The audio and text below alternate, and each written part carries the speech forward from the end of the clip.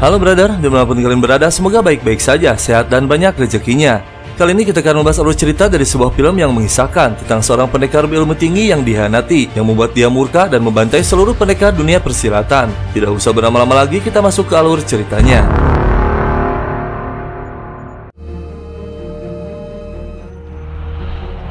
Kisah diawali, kita diperlihatkan pada masa kejayaan dinasti Ming. Kaisar membentuk prajurit khusus yang diambil dari anak-anak yatim piatu dan dilatih dengan sangat keras untuk menjadi seorang prajurit tangguh. Namun tak disangka prajurit tersebut menjadi teror mengerikan bagi banyak orang karena dikenal tak pandang bulu dan sadis. Mereka dinamai kelompok pendekar Jinwei.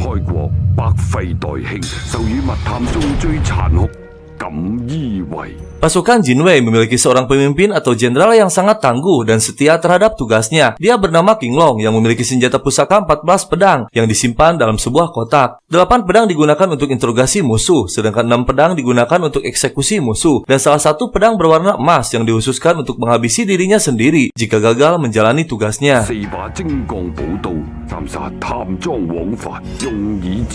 Di tempat lain di bagian utara, kita diperlihatkan dengan sebuah istana kerajaan yang dipimpin oleh Pangeran King. Dia adalah paman dari kaisar yang menjadi pemberontak di masa lalu. King pernah kalah dan ditangkap oleh kaisar yang membuat dia kehilangan kakinya sebagai hukuman dan diasingkan dari kerajaan. Namun setelah sekian lama, King kembali merencanakan pemberontakan dengan bantuan dari seorang perdana menteri kekaisaran yang bernama Jingzong.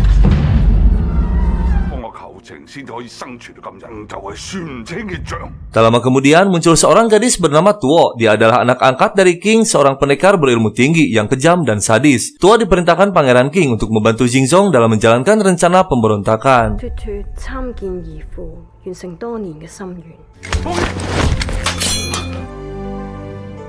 Di markas besar prajurit Jinwei, terlihat Jingzong menemui Jenderal King Long dan ketiga komandan bawahannya untuk menyampaikan surat perintah dari kaisar. Namun tanpa diketahui, surat tersebut telah dirubah oleh Jingzong bahwa King Long ditugaskan untuk mengambil sebuah kotak berisi bukti kejahatan yang telah dicuri oleh salah seorang penasihat kerajaan yang bernama Zhao. King Long pun menerima surat perintah tersebut dan siap menjalankan tugasnya.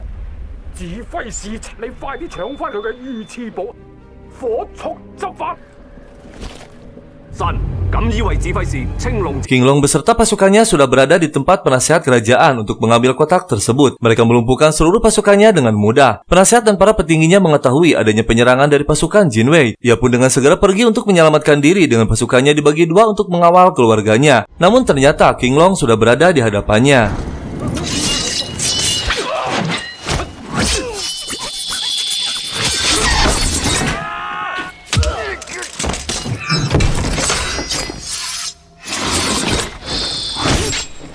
King Long dengan mudah melumpuhkan mereka semua, yang tersisa hanya penasehat. King Long meminta kotak yang dimaksud, namun penasehat menolaknya meski nyawa taruhannya. Dia pun langsung mengambil kotaknya. Namun betapa terkejutnya, ternyata King Long dihianati dan ditipu oleh atasannya. Ternyata di dalam kotak tersebut berisi segel kaisar yang harus dilindungi karena bisa disalahgunakan oleh orang yang tak bertanggung jawab. King Long pun akhirnya menyadari bahwa dirinya telah ditipu, dan tiba-tiba pendekar sakti muncul menyerang dan mengambil segelnya.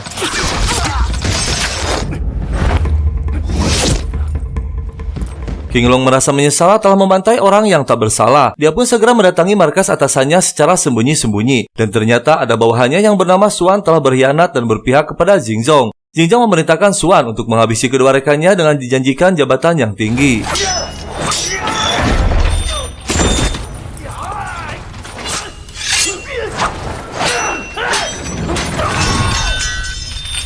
Suan berhasil menghabisi satu rekannya, namun dia tak mampu menghadapi rekannya yang lain yang bernama Bai. Namun saat Bai akan menyerang Jingzong, tiba-tiba muncul seorang pendekar sakti bernama Tuo yang sebelumnya menyerang King Long.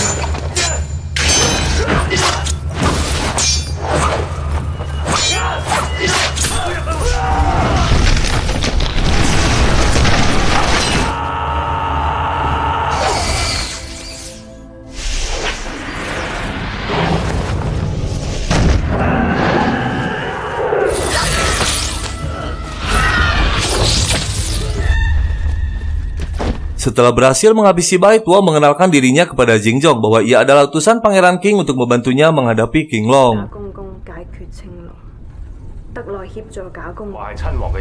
King Long mendatangi sebuah tempat jasa pengawalan yang dimiliki oleh Yuan dan anaknya yang bernama Hua, di mana tempat tersebut akan ditutup karena Yung mengalami kebangkrutan. King Long yang sedang terluka mendatangi tempat tersebut untuk meminta pengawalan keluar kota. Awalnya mereka menolak, namun setelah melihat bayaran yang sangat tinggi dari King Long, Yung pun bersedia mengawalnya.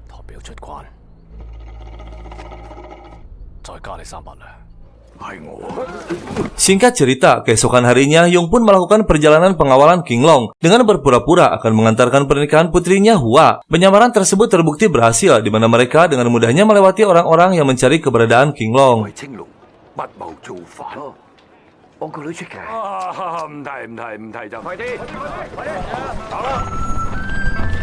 Setelah perjalanan cukup jauh, Yung dan pasukan pengawalnya beristirahat di sebuah tempat. Tak lama kemudian, tiba-tiba mereka dihampiri oleh sekelompok bandit yang akan merampok mereka. King Long yang melihat hal tersebut kemudian turun tangan dan membantai mereka hanya dengan menggunakan tulang ayam.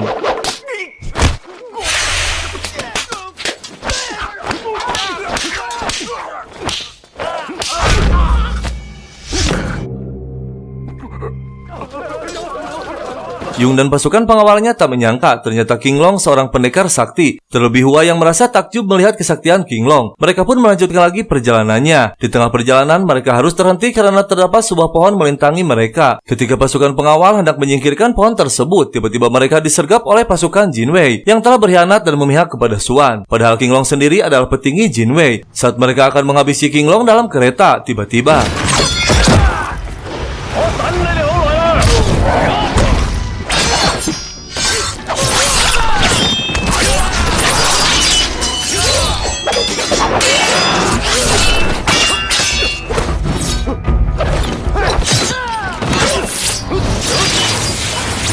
setelah berhasil menghabisi semua pasukan Jin Wei, tiba-tiba muncul seorang pendekar sakti menyerangnya.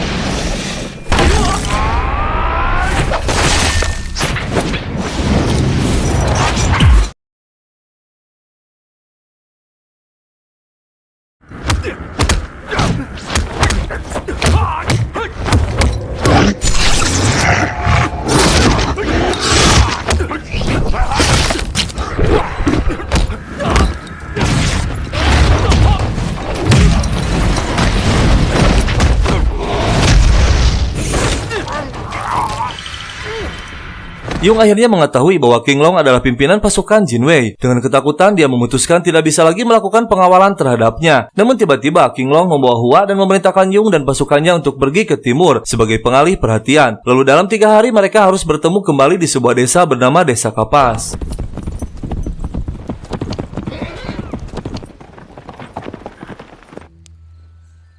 Keesokan harinya mereka melanjutkan lagi perjalanannya dan singgah di sebuah kedai. Namun saat akan membayar, ternyata King Long tidak memiliki uang karena semua uangnya telah diberikan kepada Yung. Dengan terpaksa King Long memberikan medali ketua Jin Wei. Dan ternyata medali tersebut laku sangat mahal, sehingga mereka pun membeli 1 buah kuda lagi untuk dipakai Hua.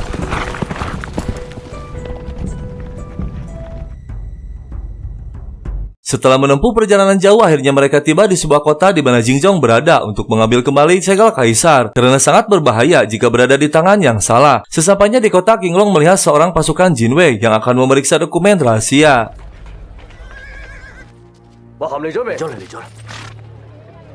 Kemudian King Long memerintahkan Hua untuk menyamar sebagai pria. Dengan memberanikan diri, Hua memasuki markas mereka dan memberikan sebuah surat kepada petinggi mereka. Dan ternyata isi surat tersebut tertulis bahwa dia adalah King Long, yang sontak saja membuat mereka marah. Sementara King Long mengikuti petinggi pasukan Jin Wei, akhirnya King Long menemukan sebuah dokumen rahasia berisi informasi bahwa Jingjong akan menjual 3 kabupaten kepada Pangeran King. Sementara itu, penyamaran Hua telah terbongkar, dan dengan tepat waktu, King Long muncul.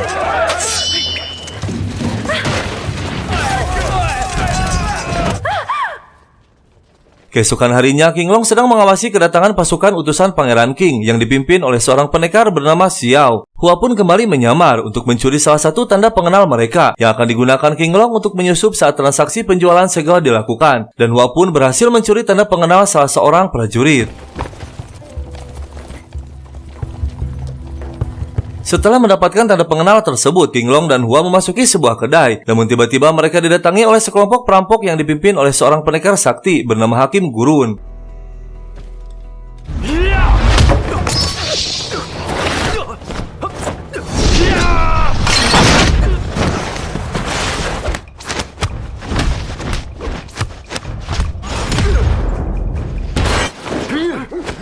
Hakim Gurun yang masih penasaran ingin bertarung lagi dengan King Long. Namun King Long menolaknya dengan menawarkan kerjasama untuk merampok emas dalam jumlah yang sangat besar yang akan digunakan transaksi 3 kabupaten. King Long berjanji tidak akan mengambil emas sedikit pun. Dia hanya ingin mengambil segel untuk menyelamatkan seluruh penduduk dan untuk mengembalikan nama baiknya di hadapan Kaisar.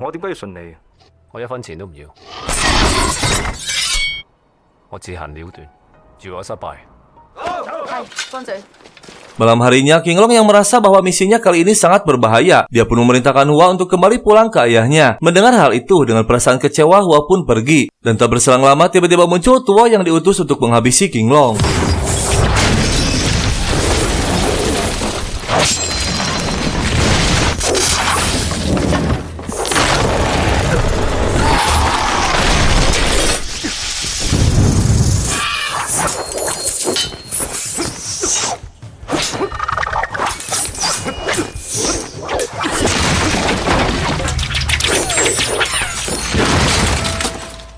Transaksi pun akan dilaksanakan. Terlihat Hakim Gurun mengawasi dari kejauhan dengan melihat penjagaan yang ketat. Mereka pun berkumpul dan memperlihatkan emas dalam jumlah yang besar. Namun ternyata transaksi tersebut tidak berjalan mulus, di mana Xiao ternyata diperintahkan Pangeran King untuk merebut segelnya tanpa transaksi. Jingjong pun marah dan tanpa diduga Xuan pun berkhianat dengan berpihak kepada Pangeran King dengan menghabisi Jingjong. Sementara itu Hakim Gurun dan pasukannya mulai menyerang para penjaga dan pasukan Jinwei.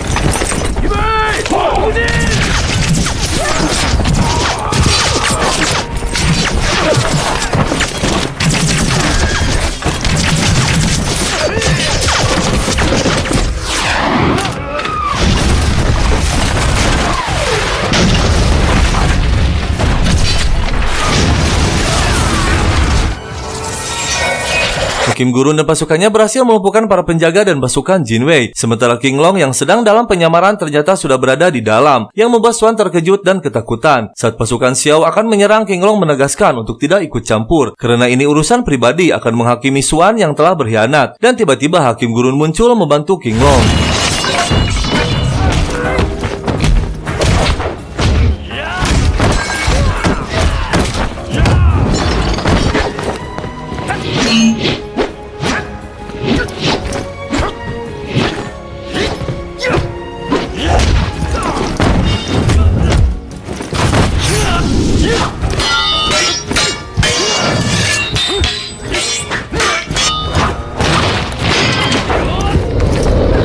King Long akhirnya mendapatkan segelnya, namun Xuan melarikan diri, dan Hakim Gurun pun berhasil membunuh Xiao dan mendapatkan emasnya. Sesuai perjanjian, King Long tak akan mengambil emas sedikit pun, dan sebagai gantinya Hakim Gurun telah menyiapkan sebuah kereta kuda lengkap dengan kebutuhannya. Dan tanpa diduga, ternyata Hua berada di dalam kereta yang sedang ditawan oleh Tuo.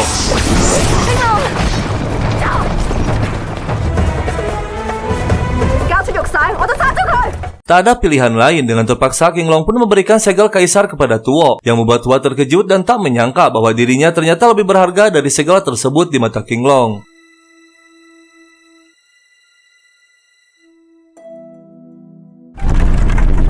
Kembali ke Hakim Gurun dan kelompoknya, seseorang dari mereka melihat pertarungan antara King Long dan Tuo. Mereka juga menerima informasi dari mata-mata yang berada di wilayah kekuasaan King, bahwa penasihat kerajaan sedang dipenjara karena telah kehilangan stempel kaisar, dan Pangeran King juga telah menyiapkan 10.000 pasukan untuk menyerang istana apabila stempel kaisar sudah ada di tangannya. Kemudian mereka pun pergi, dan Hakim Gurun berpisah dengan anak buahnya untuk membantu King Long. Sedangkan King Long sendiri sedang menyiapkan pedangnya di tempat peristirahatan. Pagi harinya, King Long pergi sendiri dengan meninggalkan Hua yang masih tertidur. Namun tiba-tiba di tengah perjalanan ternyata Hua telah menunggunya bersama sang ayah dan anak buahnya. Mereka pun pergi bersama-sama untuk merebut kembali segel kaisar sebelum diserahkan kepada Pangeran King.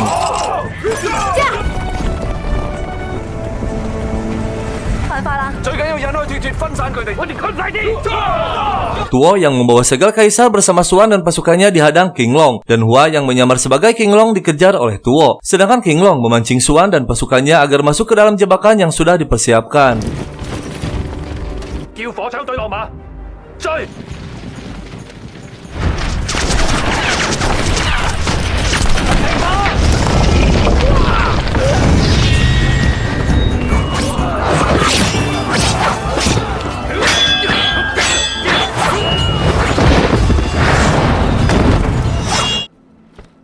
Akhirnya King Long mendapatkan kembali segelnya dan berhasil menghabisi Xuan beserta pasukannya. Sedangkan Tuo yang masih mengejar Hua berhasil menghadangnya. Namun saat akan dihabisi, dengan tepat waktu Hakim Gurun pun muncul menolongnya.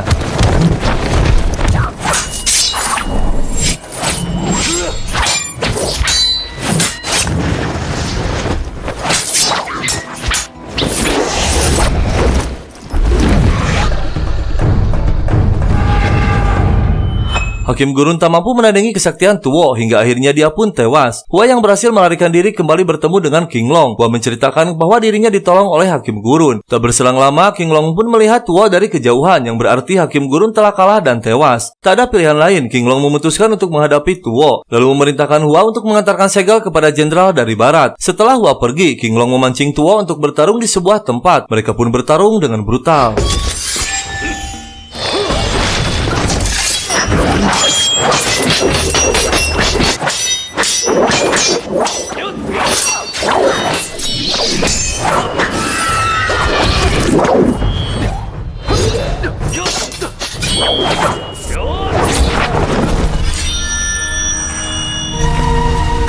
Pertarungan yang sangat brutal hingga mereka berdua tak bergerak lagi. Sementara Hua yang sudah menempuh perjalanan jauh akhirnya berhasil mengirimkan segelnya. Nama baik King Long pun dikembalikan dan penasihat kerajaan dibebaskan dari hukumannya. Sedangkan Pangeran King ditangkap dan dihukum, lalu menghabisi dirinya sendiri. Dan singkat cerita, Hua kini menjadi pimpinan menggantikan ayahnya. Dia terkejut melihat King Long dari kejauhan setelah sekian lama menghilang. Dan kisah film pun selesai.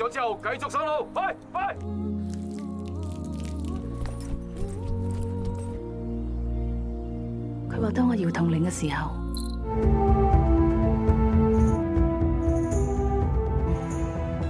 係幸福嘅。